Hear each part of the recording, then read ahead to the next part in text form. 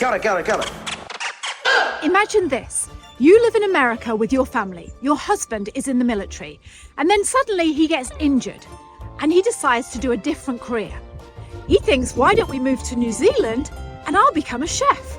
So you move all your family to the other side of the world and you start again.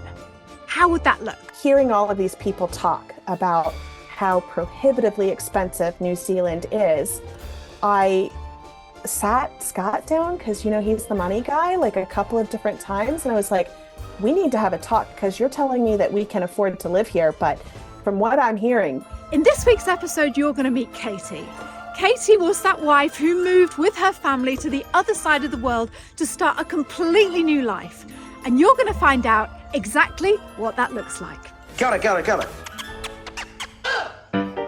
Welcome to the NZ Ahead podcast. Everything you need to know about moving to and living in New Zealand. There's a whole world here. So nice to be with you again. We call it Aotearoa around here, bro. You'll be right. We are your hosts, Liz and Brian. Amazing New Zealand in the southern seas. See, that's where I belong. That's home. Katie, thank you so much for joining me on the podcast today. Yeah, thanks for having me. I'm excited to be here. Yeah, I can't wait to find out all about your story. We chatted briefly yesterday and we were getting really excited, going, oh, we could talk about that, we could talk about this, but I just said, no, let's wait until tomorrow and let's just share it with the world. So could you just tell everyone who you are and how you came to be in New Zealand? Sure. Our story is probably similar to a lot of folks. We had always had a bit of a travel itch, wanted to experience living somewhere else, had talked about that since before we were married. I suppose I should have started by mentioning that I'm married to Scott and we have two daughters, Jillian, 13, and Tilly, who's 4. We've been in New Zealand for about 5 months now. So anyway, we had always wanted to travel and to live somewhere else. And you know how it is, life just kind of gets away from you and you start feeling roots and settled somewhere. And we actually had closed the door on it. We thought that it wasn't going to happen. I remember telling Scott that in Jillian's last year of elementary school, I said, it's this summer, it's not happening. He had some stuff going on with his career. It didn't happen. So that was it. I closed the door. Another year of school went by and probably around Christmas, he said to me, we have to do this. It was a mistake. We should have gone. We got the ball rolling pretty quickly. We came on a student visa for Scott. It was sort of a foot in the door. He was in the military prior to his most recent career. Because of that, he had the GI Bill, which meant that they would pay for him to go to school somewhere. And if you're going to do that, why not do it somewhere fun and exciting?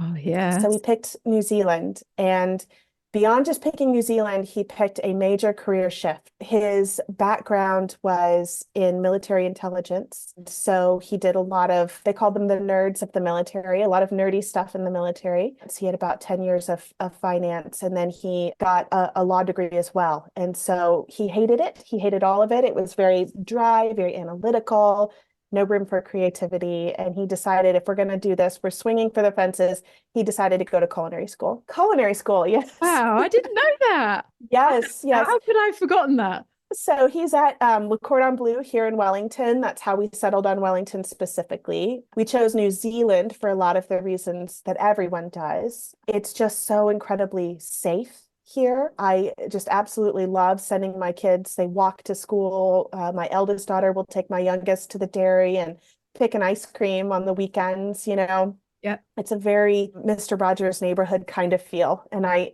absolutely love that. Thought about the environment, that kind of thing, so a lot of reasons. But anyway, we came here on the student visa just to get our foot in the door. We were on a Zoom call with you and Brian, literally, stack of our suitcases behind us about to leave when we found out that social workers are on the green list. And since I'm trained as a social worker, we didn't know how we were going to stay. And now we do, thanks to a Zoom call with you. We're just so pleased for that. Oh, well, that's fantastic. I've got to stop you because my brain is going Right, I've got so much to unpack, so many questions I just want to ask you. First of all, whereabouts in America were you from? We came from Denver. Being military, we had lived all over. Right. But Okay. the last stop was Denver. So when you say he did finance in the military, did you say Scott did finance? He did 10 years of finance before he joined the military. Oh, he was an old man when he joined the military. Right, At okay. like 27. When I think of the military, I think of like people fighting. He was doing more like of an office-based job. Sorry if I sound really ignorant. I don't know anything. No, that's fine. Yeah, it could have been an office type job. He did deploy, and so it was cavalry, which means that they go out in front of the people who fight to scout to see if it's safe, essentially. Right. Okay. So how long has he been in the military, and how long have you been together? So he was in the military for 6 years. We're coming up on 15 years married. He didn't surprise me. I promise. I knew he was going to join the military, but he joined the day after we got married. Really? We were already going to get married. We were engaged, wedding planned, and it was another one of those. He just really wanted it and talked me into it. So yeah, so he was in for 6 years. I'm always really interested in the military because for a start, when you were a kid and you were at school and you knew kids who they were like, oh yeah, my dad's in the military, and they used to live all over the world. And I'd always think, God, that would be brilliant to be part of a family like that. Yeah. What is the truth like to be married to someone in the military and to be moving? You said you've moved. Have you been all around the world or just all around America? No, I think if we had stayed in any longer, we would have gotten some of that international itch. But he was injured, and so he ended up having to get out at the end of 6 years. So we just lived, all over the US. I mean, literally from coast to coast and top to bottom, we just sort of did a circle around it. Yeah. Just tell me, why is it when people are in the military, do they have to keep moving around? Why can't you just stay in one place and just have that job? No, I don't know. There are many questions I have about the logistics. It's just the money they spend alone on paying to move all of these folks every 2 years. It's crazy. So, and for us, with his training, he actually had to move more often. So he was working in finance. Then the day after you got married, he went and joined the military. Not trying to tell you anything here or anything, Katie, he goes and joins the military. Mm-hmm. And then he was in the military for 6 years. Mm-hmm. Did you have your kids at this time? Were the children born with it while he was in the military, or? So the first was born while he was in the military, Jillian, our 13-year-old, and we got pregnant with her. We had been married about 6 months. So right. She lived in 3 states before she turned 1. Oh. When he deployed, we arrived in Washington State. We ended up living in the Seattle area, even though it was an hour commute for him, because the day he arrived, the first thing they said to him when he reported was, "You're deploying, so get ready." So we show up. I've got an almost 1-year-old. We know absolutely nobody, no family. It's literally the opposite corner where our family is living in the US. And I was starting a master's degree. I was starting my social work degree at that time.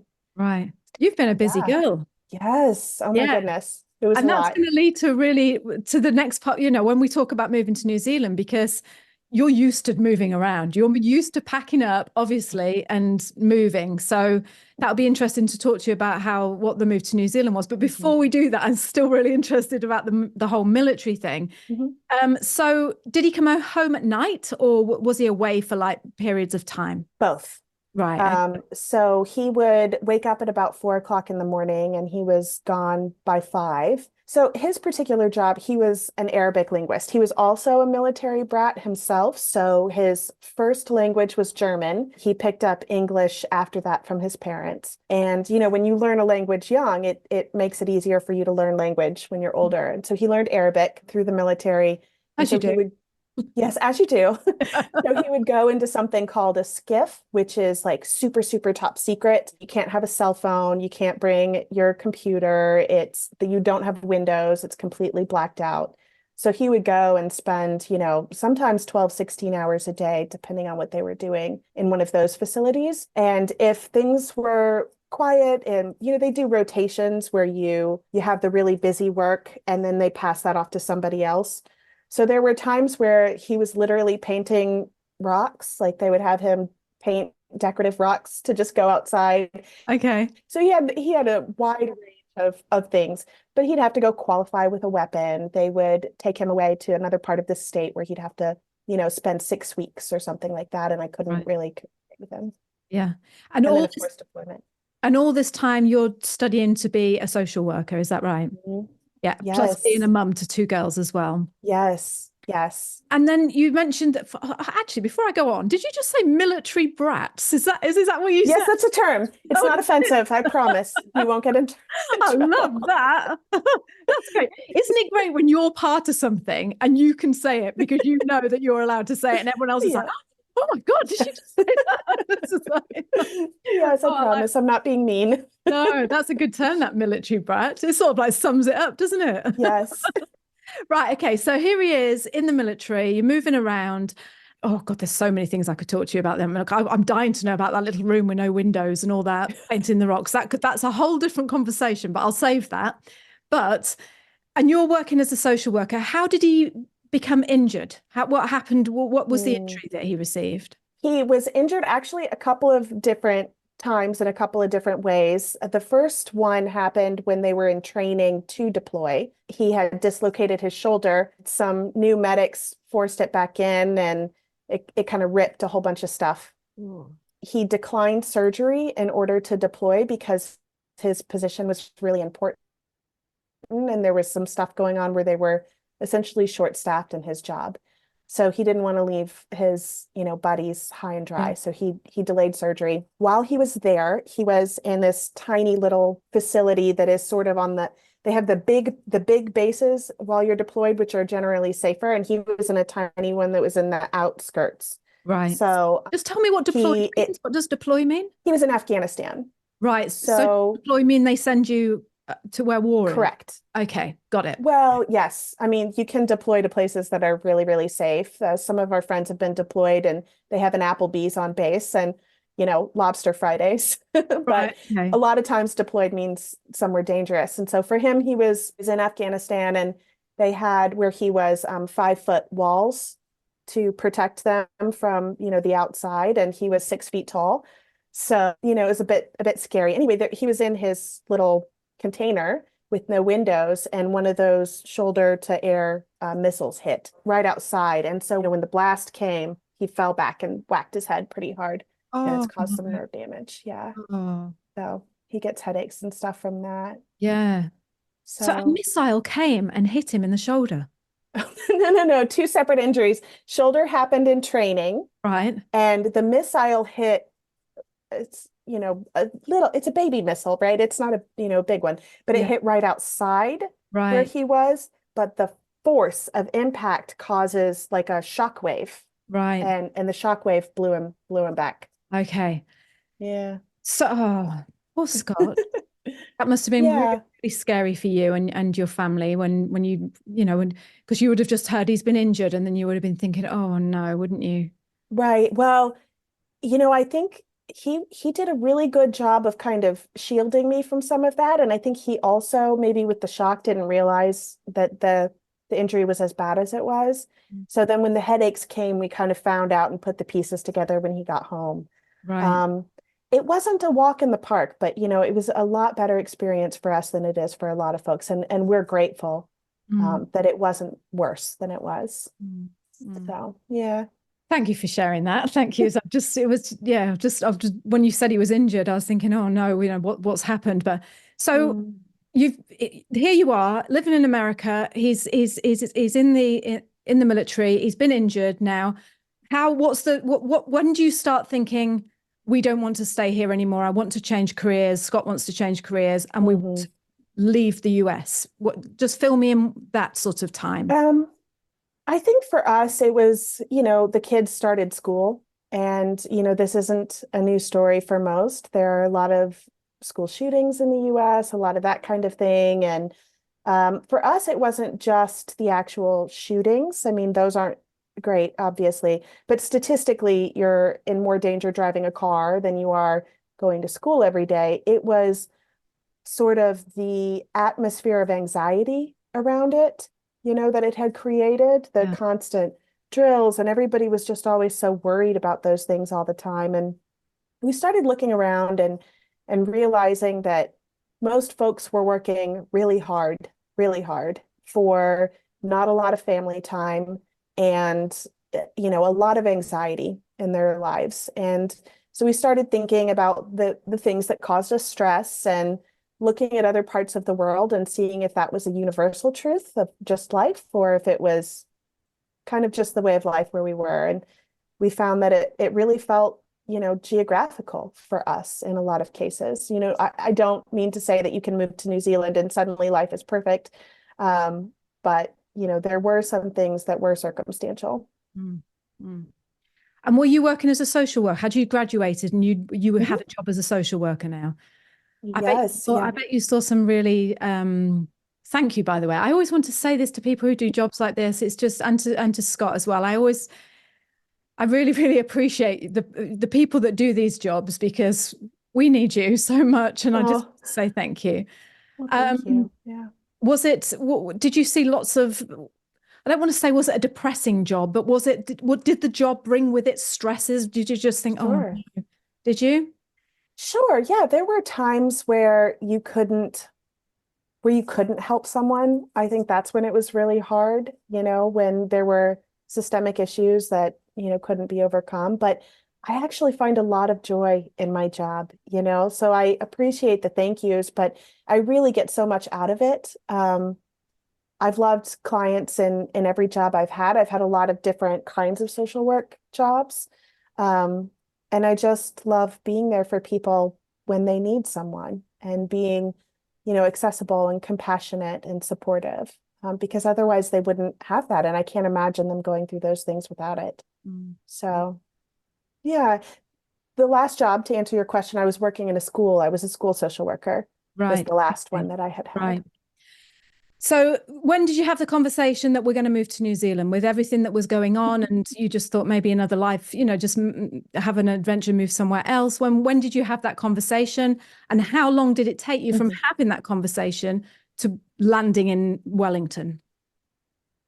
Yep. I'm a little shy to say this because it's so much shorter of a time for us than for most people and makes it sound very cushy for us. But Scott brought it up around December of 2022. And, I guess that it was last summer when we got here. Right. Okay. So quite quick then. Right quick. Yeah. And I think because we came on a student visa, it was just a lot easier. And the only reason why it took us as long as it did is because I wanted to finish my contract with the school. I mean, we probably could have gotten here even quicker. Right. And how old were your kids at this stage when you were going to move to New Zealand? So when we moved to New Zealand, it was just a couple of days after Jillian's 13th birthday. Right. And Tilly's 4. Okay. She'll be turning 5 soon. Right. Yeah. Wow, that's a big gap. I know. That's a big gap. That's nice. Yeah. Because I always a little bit of a surprise. Okay. Yeah. That's lovely though, because how lovely for her to have an older sister and just to have that connection. Anyway, I was going to tell you about my niece, but the same thing. They've got that big gap and they get on so well. And I think, wow, that's a nice age gap. Anyway. Yes. So they're 13. How did the kids take? I mean, I know Tilly she would have been probably a bit too young, but how about your 13-year-old? It was really, really rough for her. I think that the reason why I had told Scott, we're going to have to do this at the end of elementary school before she starts intermediate or middle school was because I knew that it would be really challenging to pull her out of that social environment that she was in and for her to get in to one here. I called it. She started middle school and she found a group of friends and one in particular who she just absolutely loved in a way that, she had never had friendships like that before. And she just, when we first told her that we were going to move to New Zealand, she was like, well, okay, maybe that could be all right. She'd had enough moves before that she knew she was accustomed to a move being possible and not happening. But then when it started to get real, she was really upset. She was grieving a lot. And that manifested in a lot of sadness, a lot of crying, but also a lot of anger. And for her, what the anger looked like was mostly the silent treatment. She's a very sweet, gentle soul. But she really struggled, and her friend struggled too. I thought about a story you told once with being surprised. I think it was one of Sunny's friends who spoke to you a bit like an adult. And I don't know if you remember that, but her friend would text me and say, why are you doing this to us? Like, I'm Oh, kind of taken aback by how much of a reaction that there was. That being said, I saw how her elementary school was in general. And this was, it was a nice school, it was a good suburb, but that anxiety level and that stress level was really, really high. And having worked in the school, I knew that they did these sort of mental health surveys. And so I was able to read that data to see that it was not my perception that children were legitimately terrified about school shootings. oh, no. While we were there, there was a major shooting about 20 minutes south of us. Completely unrelated, a few months later, there was another major shooting about 20 minutes north. There was sort of a fake out where we were all notified that there was a shooting at my daughter's school, when in fact there was not. There was somebody in my position in a school. We were in a suburb of Denver, and somebody in my position in a school in Denver was shot and killed. And this was just, one right after the other. Yeah. And even though I knew statistically that our chances were pretty good, it just didn't seem like the mental health of the kids in that environment was very good. And I could see it kind of weighing on her. I could see some subtle changes in her.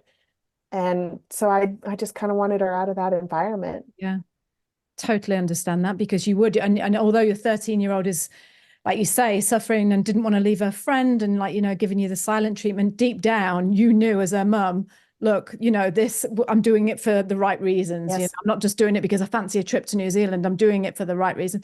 I can't begin to imagine what it must be like. I really can't, to just put your kid on the bus or see them off drop them off outside the school and just live in fear. It must just be absolutely horrendous as a parent to go through that. It's just awful. It's one of those topics that I don't ever feel comfortable talking about, because I don't know what I'm talking about. I've never been there. I've never had that situation. And as much as you try and think, oh yeah, it must have been awful, you're never going to know unless you are there and you see your child going into a school building and thinking, I don't feel safe. I don't think they're safe. It must just be horrific, absolutely awful. So yeah, I like I like you being honest and telling me that your daughter was, even though she was in that situation and on lots of anxiety and things, it's almost like she'd probably with her friend feel like it's just them two, like we've got this, we're together, like we've got this little tight unit, and then to split them up would just be it would have been hard, wouldn't it? So yeah, I think too, like a little survivor's guilt. I think there was a part of her that was like, I'm going to go and live in this safe country, but what's going to happen to all of these kids, That's exactly right, isn't it? Bullied I remember getting bullied at school, and I was getting bullied with a friend. We always used to club together in the playground and be like, "Oh yeah, we won't let her get us today," And I remember my mum saying once, "Oh, do you want the day off school today?" Because she couldn't afford the bus fare, and I was like, "No, I've got to go." Like you say, it's that survival thing, isn't it? I've got to be with my friends. So yeah, I totally understand that. Yeah. So going back to, so you're working as a social worker and you're finishing your contract up, and then you're going to move to New Zealand. Was Scott still in the military right up until the end, or no? So because he was injured, he got two free degrees. He got a a vocational rehabilitation degree paid for, and that's why he still had his GI Bill left. He used his vocational rehabilitation to pay for law school. So he went to law school, worked as an attorney for, just like about 2 minutes, absolutely hated it. He worked for the IRS in the United States, the Internal Revenue Service, for like taxes. And so everybody was mad at him all the time because he was the tax guy, and he's just, he gets along with everybody. He's very happy-go-lucky, relaxed, jovial, everybody's friend. And so it was hard for him to be in that adversarial relationship. So he left the IRS and went back to finance. But then again, when he was there, it was just boring numbers, no creativity. He just wanted to be able to do something more adventurous and more creative. So he left the finance job to come. Right. And he looked at universities or colleges in New Zealand and thought, I could go to New Zealand and train to be a chef. Is that right? Yep. It's such a good story, isn't it? Le Cordon Bleu was one of the few that he could because it had that 4-year bachelor's degree. Right. So yeah. where is this? I've never heard of this place. Where is it? Is it obviously it's in Wellington, but is it in a university building in Victoria or? No, they have their own. They have their own building. They also share space with Welltech, which is another sort of culinary school, but it's on Cuba Street. He actually, he went in. Jermaine Clement, do you know him? No. Flight of the Conchords. Oh yes. Yeah, he plays the crab in Moana. Right. Yes. Yeah. He ran into him like just coming out of class. It's right there on Cuba Street, so it's like in the middle of the action. Fantastic. Yeah. This is just a brilliant story. So he's in the States and he's like, right, okay, I'll tell you what then, Katie, we're all going to move to New Zealand. I'm going to train to be a cordon bleu chef. The military is going to pay for it. Is that right? Because he was injured, the military is going to pay for it. Okay. And housing. And housing as well. How long for? Until he graduates. I mean, he has 3 years to do a 3-year program. Right. Is that because the military want to look after him because he was injured? So it's their way of saying, okay, we can retrain you and you can go out into the world and get another job. Is that right? That's why they paid for the law degree. Yes. But anybody who joins the military in the US has the GI Bill and to pay. And I think it's because, the military is a really hard job and people wouldn't do it if there weren't some sort of incentive. So people who can't pay for college otherwise will often join the military to get that GI Bill so that they can get a degree. And they didn't mind that it was in New Zealand. They never said, oh, no, you've got to stay in the US if you're going to do this. Never mind over to New Zealand to be a chef.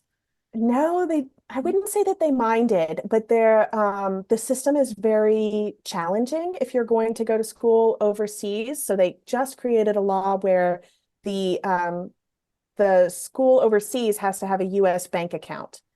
And there is a way around it, but it's a very complicated system. And long story short, we ended up having to write to a couple of senators and getting their offices to apply pressure on the Veterans Administration to get them to do what they were supposed to do. It was super stressful because the school didn't actually get paid. And we didn't actually, they didn't pay the school until Scott was in school for about 3 months. And the same thing with our housing. So we just had to live off of credit cards and hope and pray that it all came through. Yeah. We had to pay his tuition up front because we couldn't get our visa until the tuition was paid. So we had to do all of that out of pocket and then get reimbursed. So it was a bit challenging, worth it in the end, I think, but just knowing that when you go into it, there are going to be some hurdles on the front end. Yeah. So far, what I'm seeing is a woman who is a fantastic job social worker. So you're giving lots to society by doing your social work job.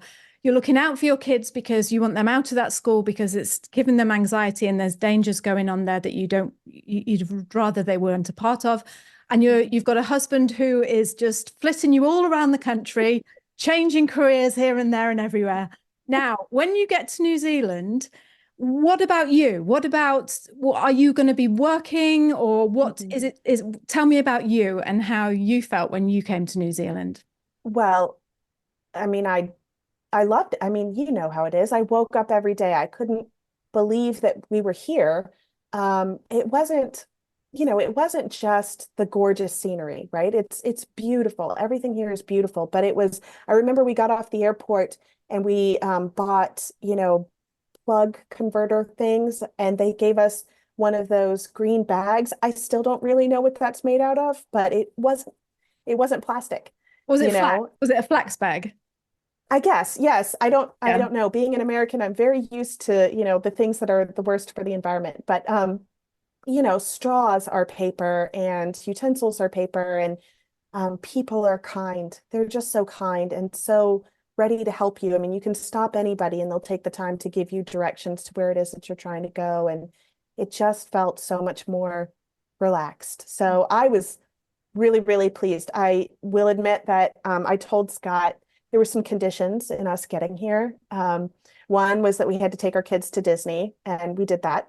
And then the other was that I had to take Jillian to a Broadway show, and so we did that. And then What did you go and see? Hamilton. Oh, great. And she just, I mean, she knows every single word. She absolutely loves it. And then for me, it was at least 3 months lying around the house eating bonbons. I was just going to be lazy and take some time off. And I did it, Liz. It was amazing. I enjoyed every second of it. And that was when you got to New Zealand, you took the time off. Yeah, good for you. Yes. Good for you. So yeah, and it was really great because I was able to help get the kids acclimated because, you know, there was still a bit of a rough transition after we got here for Jillian. A lot of weighing, is this a moment where I let her sulk in the bed, or is this a moment where we kind of force her out to be with the family and engage and like see the world? And so there was just a lot of that I was doing, and I was able to invest that time and energy to do it and have some time for me too. So it was great. I'm now interviewing for jobs as a social worker. It will very likely be in a hospital because social workers are so new to the green list. What I'm finding is that the employers that are accredited, because you have to have an accredited employer, are all people who have been previously hiring nurses. Those are the only people who are already accredited, which makes sense.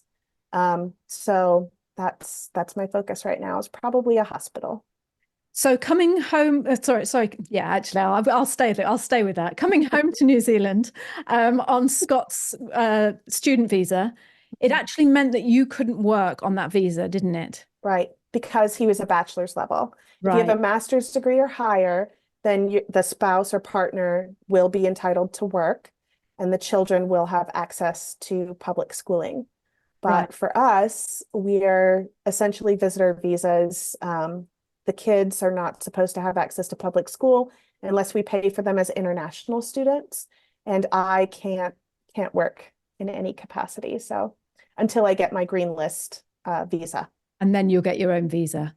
Mm-hmm. So the kids are in New Zealand now, in Wellington, in school? Yes. So how's that working? How are you paying for that, or? I should correct myself to say that Tilly does have access to the 20 hours subsidized kindy. Right. And so that's where she is. So we're not paying so much for that. They do keep her beyond the 20 hours and ask for donations. And so we donate. But Jillian's school is just the school right up the road. It's not, we love it, but it's not anything fancy. And we're paying $8,000 a semester or $4,000 a term. Oh, that's for her. Isn't it painful, isn't it? Yeah. Oh, but talk to me about that, because we had that conversation about, because when you told me, I was like, oh, what? Like, you know, just, you could always homeschool, you know, but then if you homeschooled, you wouldn't be able to work. Yeah, you wouldn't be able to do your job if you homeschooled. So go on.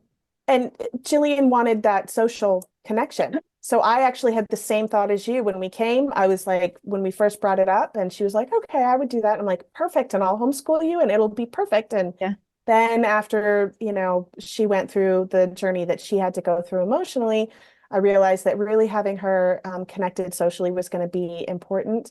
And she also let me know quite clearly that she was not interested in homeschooling with me. She had done it before and we had a blast, but she was 7 then, and you know, she's 13 now and cool. And so anyway, so we bit that bullet to pay for her to go to school, and you know, because of that.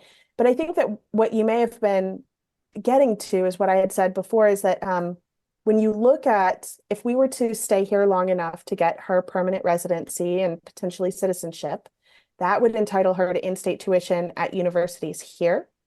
And when you look at what it is that we're going to end up draining out of her college savings account to pay for her to go to school now, we are coming out ahead. We're going to save so much more money. When you compare the cost of university in the US to what it is in New Zealand, it's just astronomical. It's quite frankly unobtainable for a lot of people to go to university in the US. How much is it to go to university in the US?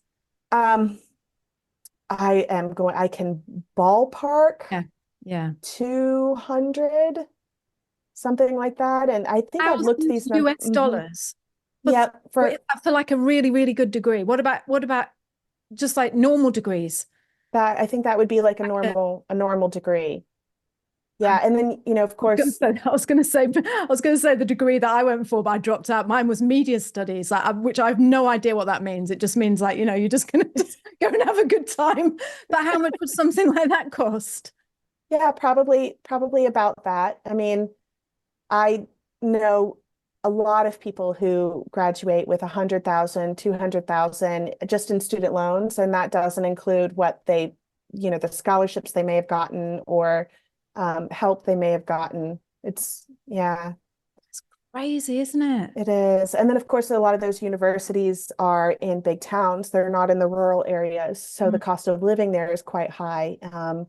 You used to have dormitories and things of that nature. And, student housing is on the decline, more and more people in apartments. And so it's just gotten really expensive. I don't want to go off on a tangent, but they have a lot of online universities that are not accredited, and those have pulled students away from the universities. So the universities have had to get fancier facilities to compete, and B, raise the cost of tuition on the average person. And that's why college professors, my mother was one, a lot of them are on like food stamps. It's very hard to get tenure. It's very hard to get a living wage to teach college. So their wages are going down, but the cost is going up for students. And do you happen to know how much it is to go to university in New Zealand? I think it was like 20,000 I looked up. That is it. So what you're saying is the money that you've saved in your college fund for your girls, it's even paying these school tuition fees at the moment until you get your residency is nowhere near what it would have cost you had you stayed in the US. Right. I think that at the end of the day, before, knock on wood, before we get permanent residency, I expect to have spent about 16,000. Yeah. And, we'll make that back in spades, assuming she decides to go to university, and, we're certainly not pushing her in any direction, but yes, absolutely. And then, you look at her having the ability to just live here and be a citizen here through global warming or whatever else. It's just worth it. Even if she doesn't go to university, it's worth it for her to have that option. I was just going to say to you, do you know what? I think you're the first person, I'm just thinking if I've ever chatted to anyone else on the podcast who's been paying for school fees like this. I don't think so. I think there have been a couple that thought they would have to, but then the visa came through, so they didn't have to. Is it worth it? Do you ever sit there and think, oh, God, all this money, we could just be at home not paying anything. Is it worth it? Oh, absolutely. Yeah. All day, every day. I have absolutely no regrets. We don't have quite as much saved for Tilly yet because she's young. And so that's a bit of a, pressure for us. But because we had the savings, it doesn't affect our monthly budget. We're just pulling out of this money that we wouldn't have been able to touch anyway, because it has to be spent on some sort of education. But like I said, being able to live and work in New Zealand. And so I'm thinking that she will have the ability to do that for the rest of her life. So yes, taking a bit of a financial hit now to give that to her, and then likely her children and their children and so on and so forth. I mean, it's generations of people who are going to have access to this beautiful country, and more importantly, this beautiful way of life, this beautiful community. Okay, see, I love your attitude. I absolutely love it. It's so warm and infectious. It really is. It's just, yeah, I love it. That's all I'm going to say. And talking about the thing about money, because this is the thing that people get so, I don't want to say het up over, but they stay on it and they keep on it, and it's just like, You said something in our live Zoom. We do a monthly live Zoom for our Slack group, and you were thankfully a guest on last week's Zoom, and you mentioned, and again, I love the attitude. You said, if you dream of moving to New Zealand, then you are going to love what I'm about to share with you. 12 years ago, when me and Bri emigrated to New Zealand, we were scouring the internet, trying to find any information that we could about what our life would be like when we got here. And basically all we had was YouTube. So we made this vow. We said, when we get to New Zealand, we're going to create something that we can share with others that answers those questions that you're so desperate to know about. Like, what is your life going to be like when you get here? And that's what I'm here to offer you today. We have created a 5-day free, absolutely free video guide that shows you what it's really like to live in New Zealand. This stuff is unique and it is fabulous. You are not going to find it anywhere else on the internet. And like I say, it's absolutely free. You'll be sent a video every day for 5 days and you will know what it's like in New Zealand. So head over to the website. It's www.nzahead/free. One more time, that's www.nzahead/free. You are going to love it. And again, I love the attitude. You said, oh, I am actually finding that Wellington isn't as expensive as where we come from in the US. And that was such a breath of fresh air because I'm so used to, and I rightly so, I know New Zealand is expensive. So, Right. But it was a breath of fresh air because to hear someone actually say the opposite for a change, just talk to me about that. What made you say that? Yeah, well, there's somebody right before that group met, right before that Zoom call. I went onto the Slack group and I saw where somebody had posted this, and I wish I had written down the name of it. It starts with an N, I believe, N or an M, I can't remember. Anyway, you can Google comparing cost of living in different places worldwide, and that's how I found it when I forgot what it was that she had written in the chat there in the Slack group. And I plugged in Denver, and then I plugged in Wellington, and sure enough, it was like 17% cheaper cost of food and, this percent cheaper for rent. And it went down in every single thing. It was cheaper in Wellington than it was in Denver.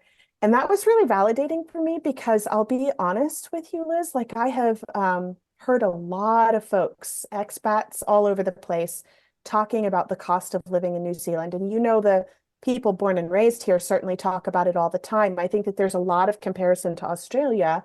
And my guess is that the cost of living here has risen. And so it feels very dramatic to folks here. And they don't realize perhaps how bad it is in other parts of the world. I don't know. It's just a theory. I might be totally off base. But hearing all of these people talk about how prohibitively expensive New Zealand is, I sat Scott down because he's the money guy like a couple of different times, and I was like, we need to have a talk because you're telling me that we can afford to live here, but from what I'm hearing, there should be no way that we can afford to live here. I kept having these like internal little freakouts that we must be doing something really financially irresponsible, and I didn't know because everyone kept telling me how expensive it was. And yet we're able to afford groceries and we're able to afford to heat our house. And it's not that bad compared to the US, or it hasn't seemed it. So anyway, it was validating for me when I found the website and they had run the numbers. And sure enough, it says that it is definitively cheaper to live in Wellington, New Zealand than it is to be in Denver, Colorado. So I asked Scott to go over with me some numbers just to be sure I wasn't completely off base. One thing I think is the electric. So in Denver, we had a house, Denver is a mile closer to the sun than other parts of the US, than most of the US. So it's similar to New Zealand in that the sun can feel quite brutal. And we had a very sunny house. It was just so expensive to air condition our house. And even when we were air conditioning our house, we would put up boxes over the windows, cardboard. We were blacking the whole house out in the middle of summer. It was very dark in our house because it was still 80 degrees. And we were just running, I'm sorry, I don't know Celsius. Yeah, no. Fahrenheit. Yeah. But it was hot all the time. But then in the summer, it was cold all the time. In New Zealand, you got to get through the winter. And yes, your electric is going to be a bit higher when you're getting through the winter. But then you kind of make it back in the summer when all you need to do is crack some windows and feel that lovely breeze. So in New Zealand, we have paid so far, and we haven't really experienced much summer yet, but we have paid, I would say 300 to 600 NZD a month would be like the range. Whereas in the US, it was 600, 700 all year long. It was really bad. We also looked at a house sort of similar in quality to the one that we're in now. The one that we're in now, we're in Thorndon, so it's about like a 2-minute walk to the CBD. So it's pretty close. You would expect parts of New Zealand that are more rural, right? The housing is going to be more affordable than where we are right now. So I'm comparing a house that's basically CBD, Central Business District, to one that is 20 minutes outside of town in the Denver area. So one that's a little bit more rural. And it was a 61% increase to live in Denver, in the Denver area, than the house here. The housing was a lot more expensive when we just sort of tried to compare those things.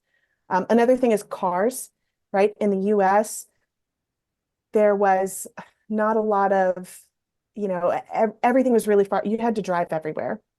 There wasn't a lot of public transportation, and the cities were structured in such a way where everything is spaced out really far. So even just driving to go pick up groceries or, trying to get your kid craft supplies or whatever the case may be, you had to have a car. And unless you and your partner were together 24/7, you might really need to have 2 cars. And of course, every job you have is supposed to be 40 hours a week, but it's 45, 50, so it's a lot of work to maintain cars.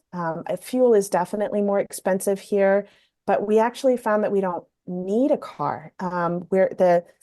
It's pocket change to go ride the incredibly well-run, in my opinion, public transportation around this area. So we're not having to pay for that car insurance. We're not worried about car payments. We're not worried about fuel. We do sometimes want to get out of town. And so there's Mevo, these like little cars you can rent by the hour, and they're all over the place. And so we'll just grab a Mevo and ride out of town and, do some sightseeing and then come back. So it's been really great. That's another way that we've saved a lot of money. Mevo? I've never heard of that. What is it? Oh my gosh. But it's a car rental thing. And they're just all over and you just rent them. Yeah. You can open the app and it'll say that there's one within a 5-minute walk from where you are. And then you can click to rent it. And then you walk over and you just pick it up. I don't know this. The key is run through the app on your phone. So you just hit the button on your phone to unlock it, and you can hit the button to lock it. And that is genius. It is absolutely like those scooters that they leave around town, but now it's a car. Exactly. And it's electric. Most of them are electric. Perhaps all of them are electric. Brilliant. Yes. Oh, I've got to tell Bri about that. I didn't know about that. That's fantastic. It is. Is that a New Zealand thing, or is that all around the world? Mevo is a New Zealand company. Yes.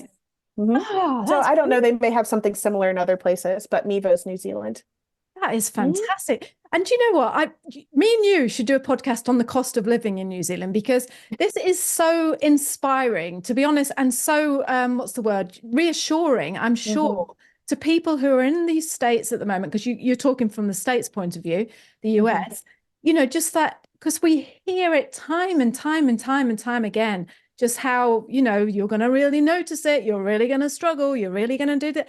And actually, I love your attitude. You share the same kind of the attitude, exactly the same as I do. Whereas, like, yes, that's expensive, but who cares, because you can make it up here. So exactly, it all plays out, doesn't it, Katie? Exactly, like you were just saying about the kids as well, with the school and just. Yeah, I love your attitude. I absolutely love it, because that's the kind of attitude you need to be thinking of when you're coming over is, rather than focusing on, how much is everything, what's my less? It's like, no, what's your abundance? What's your more? Like, how are you going to make it up? So yeah, we should do that. We should do a podcast. I think, oh yeah, absolutely. I'd love that. Scott might also, be a good one for that too, but I think you have to have a bit of fortitude to have that attitude, because so many people will be trying to convince you that it's bad. And, it's... Why do people do that?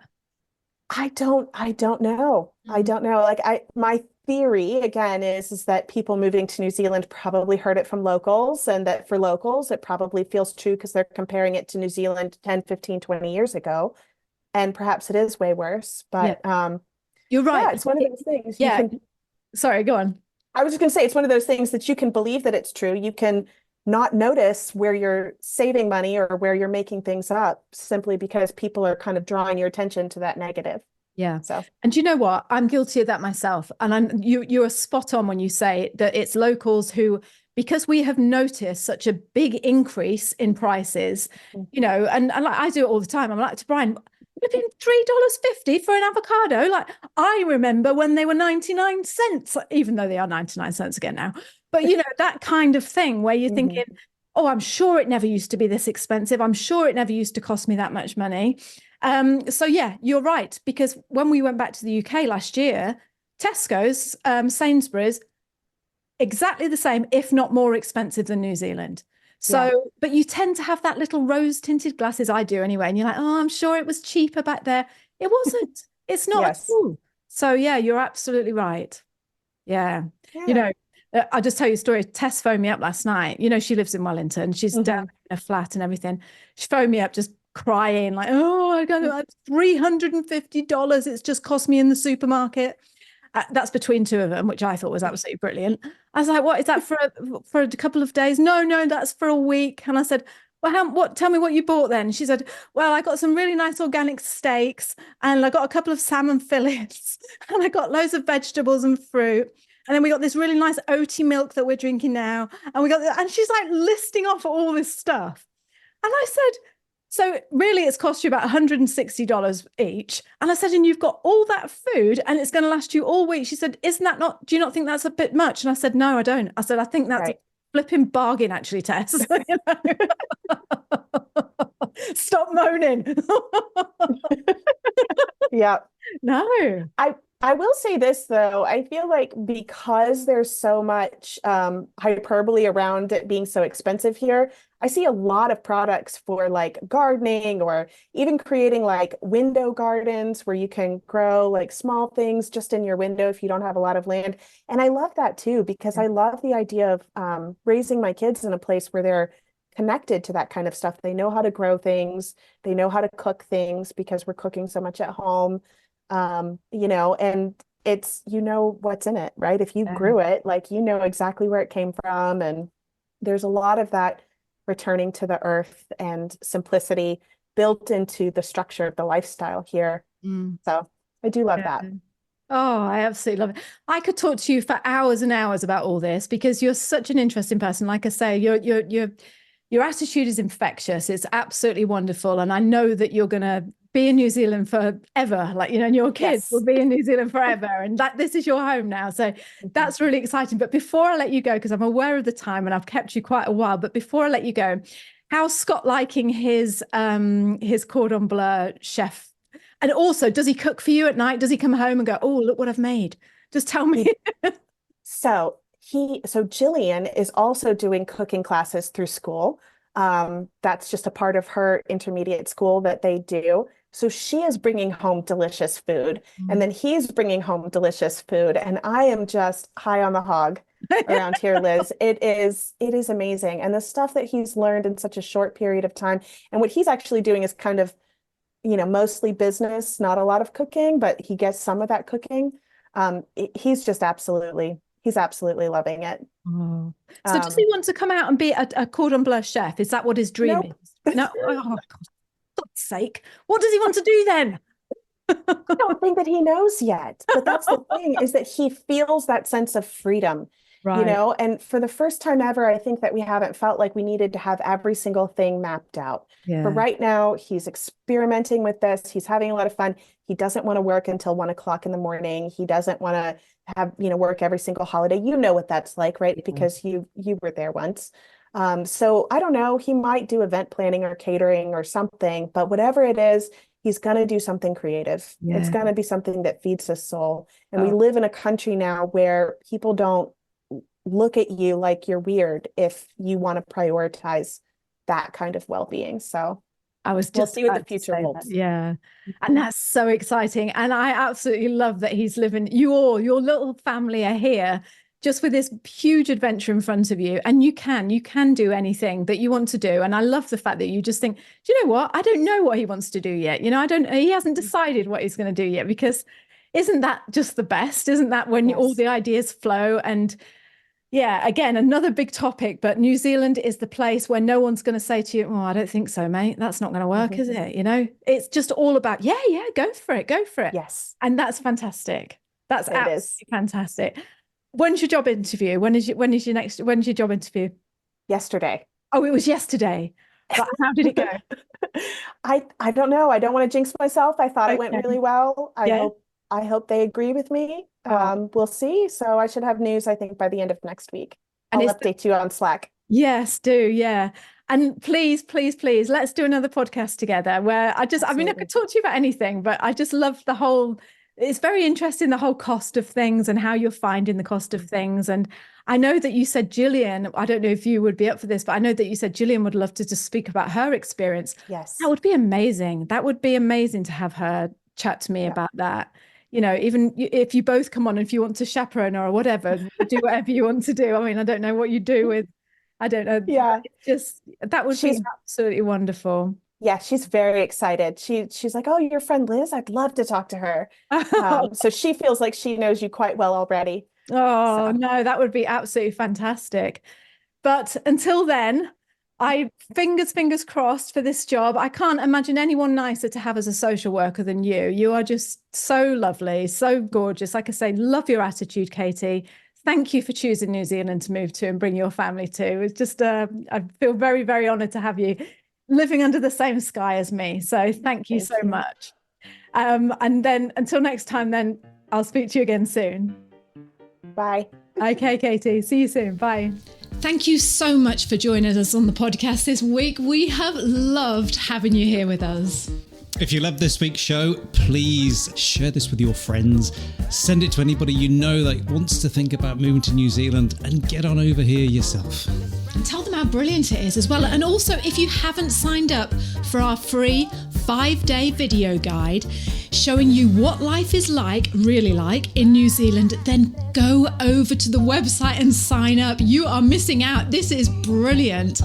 Go over to www.nzahead/free and we will send you 5 days worth of videos about what life is like in New Zealand. You are going to love it. So one more time, that website that you need to sign up for the free 5-day guide is www.nzahead/free.